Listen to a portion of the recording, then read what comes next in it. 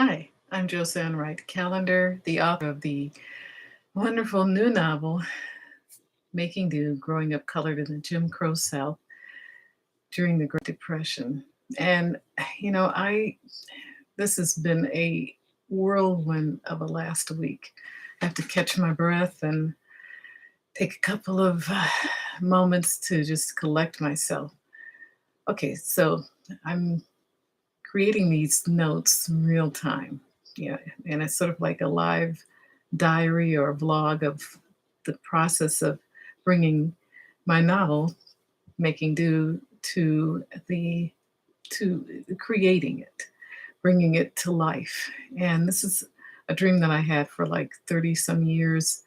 And it was the story was originally based on my parents, Joseph and Maddie, who lived during the 40s in the South. And I just was so inspired by their tale. They didn't think of themselves as courageous people, but to me, they were my heroes. And so as I started devising and developing this story, and I worked with my mom a bit on developing the outline, but after a while, I said to her, I'm going to have to fictionalize a lot of this. And she said, go ahead. I don't remember a lot of what happened then anyway. And as I fictionalized it, I just decided to create, um, go off the previous plan and just make these characters fictionalized. And then I was able to add a lot of texture, borrowing stories from what I've talked with incidents that happened to other older friends and older relatives, and reading a lot of stories of first person narratives of that time. And it just has sort of come together to me in my mind that this is not just their stories, everyone's parents, grandparents' stories. As a young man who read the first uh, draft of my story, he said, I was reading this, and then I was talking to my grandma who grew up in the South, and she was saying, yeah, that did happen. We did do that. And so it was just really validating to me that it became a multi-generational story. Okay, so right now, as of last week, this is something I did not plan on, but I had always wanted to have an audiobook of the story. And a dear friend of mine, Phyllis Kelly, had always been in my mind as the audiobook narrator. And we were just getting ready to set up a contract with a group to do this when a number of circumstances came up that we didn't have the contract. So we're doing it ourselves. And those are the famous last words of a lot of projects. And actually that's what happened with the film that I did with a friend of mine, Quan Phillips.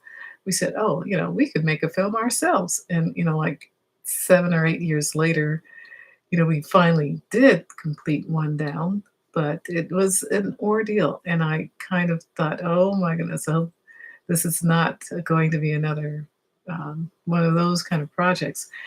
So far, it is fantastic. So that's why I have in my title faith in realizing one's potential, because I believe that God gives everyone talents, skills, and abilities.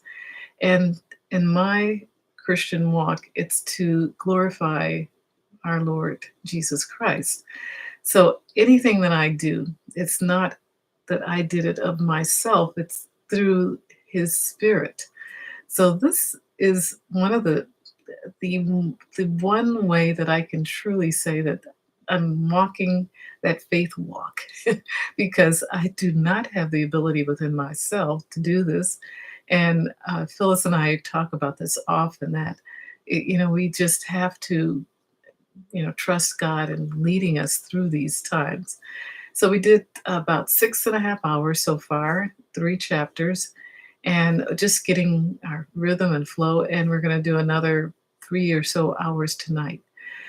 So that's why I'm a little discombobulated, but it's a wonderful, refreshing, and exciting time period too, because, this is like, you're living the faith that you believe, and anything, whoever, whatever you believe, you can't rely on yourself to do the big projects in life.